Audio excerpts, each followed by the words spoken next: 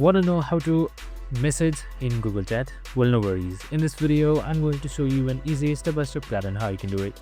It's super simple and under a minute, so let's get straight to it. Now, first things first, just simply open up your Google Chat application over the website. So we have also created some videos regarding Google Chat, which is available on our channel, so make sure to watch it. Now, in order to message someone, it's super simple. You need to add a contact. So we can just simply select new chat and add a contact. We have also created similar videos for that, so make sure to watch it.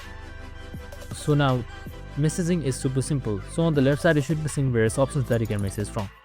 So you can see shortcuts, direct messages, spaces, and much more. So you can message through indirect messages first. You can just simply select any contact that you have completely added and you can just simply chat with them. Next is spaces. So you can just simply hit towards spaces, and here you can see various spaces that you can start chatting from by just simply selecting the chat box and typing it just like this right here. And that's it. With that, you can also chat with apps like Chat AI, GitHub, and much more, and by just doing this or AI prompts. And that's it. Super simple and easy. I hope this video helped. If it did, make sure to like, subscribe, and tune in with us for more of these videos. See you in the next one.